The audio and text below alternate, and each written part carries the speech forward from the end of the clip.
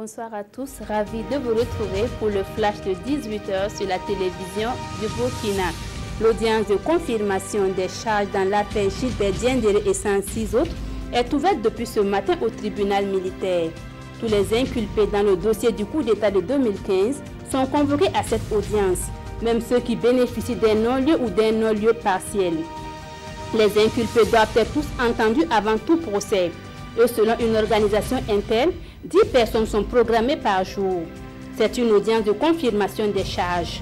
Des charges qui vont de l'atteinte ou complicité d'atteinte à la sûreté de l'État, de dégradation de biens et de meurtre. L'Union d'action syndicale donne sa position sur la situation nationale, la gouvernance politique, économique et sociale, la vie chère et la sécurité.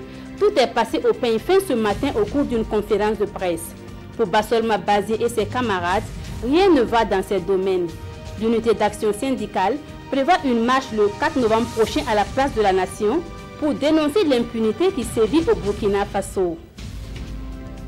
Lutte contre le paludisme au Burkina Faso, les scientifiques font le bilan de leurs recherches à Ouagadougou.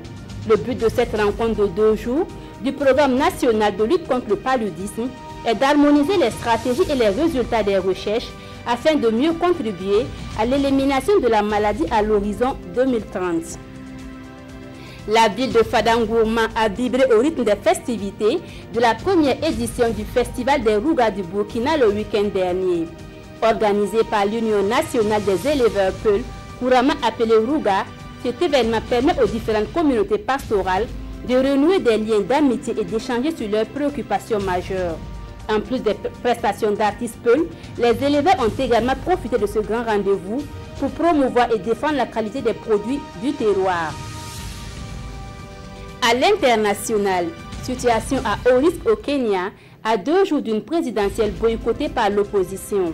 Des partisans de Raila Odinga ont encore investi les rues de Nairobi ce mardi avant d'être dispersés par la police. Ils manifestaient contre l'entêtement du président sortant Uhuru Kenyatta à maintenir le scrutin de jeudi malgré les doutes du directeur de l'élection. Lundi soir, des millions de bulletins de vote sont arrivés de Dubaï et difficile de savoir combien de noms ils contiendront outre celui de Kenyatta. Voilà pour ce flash, merci de l'avoir suivi. L'information revient à 19h avec Ismaël Diloma Sirima.